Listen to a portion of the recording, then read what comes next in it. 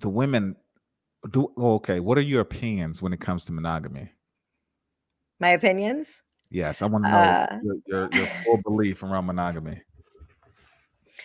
um, monogamy is a relatively recent invention and construct. There are entire books about how we're not wired for it, et cetera, et cetera, et cetera. But there are reasons, valid reasons, why people choose to practice it. It makes sense for a lot of folks. Um, what I think, though, is that based on our infidelity rates, which it's hard to pinpoint an exact number, but some studies are saying it's as high as 60% of men will cheat on their spouses and Hmm. 50% of women. And whatever study you look at, it the one thing they have in common is that women year by year we're catching up to men. So the infidelity gap is closing Wow. because more and more of us have our own money. More and more of us have, jobs outside the home.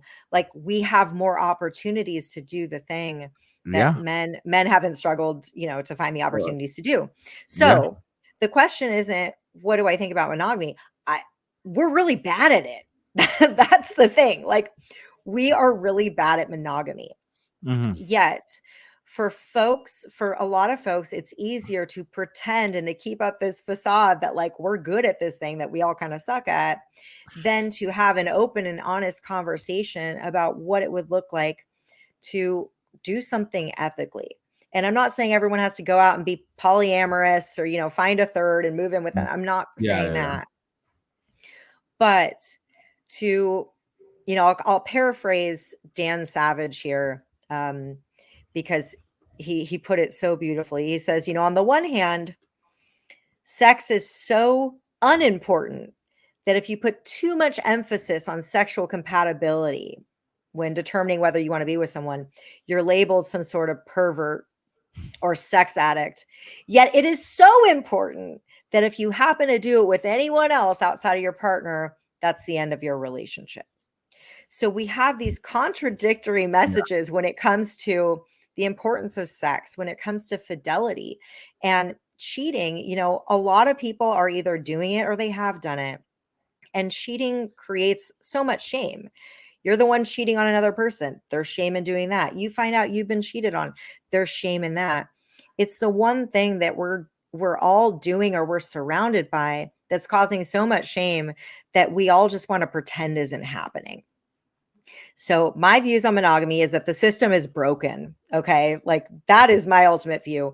And so what are we going to do about it? I know what I'm doing about it for me, but what I urge other folks to do is really examine, well, is it just because monogamy is the default setting that you're choosing that? Or can you articulate why it is you want to do that? Mm. Because luckily that where we live in a different time than we did, 15 years ago when I was on the apps trying to find people like me and they didn't exist. Now I hear the opposite, like from women, especially in major metropolitan cities.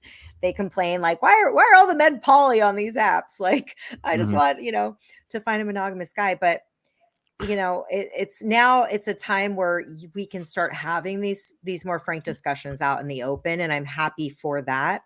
If monogamy is your thing and you are choosing it mindfully, awesome.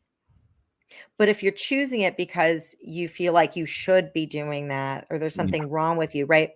That's a whole different thing. In the same way, like if you're straight, awesome. But if you are remaining in the closet because of shame, right? That's a totally different thing.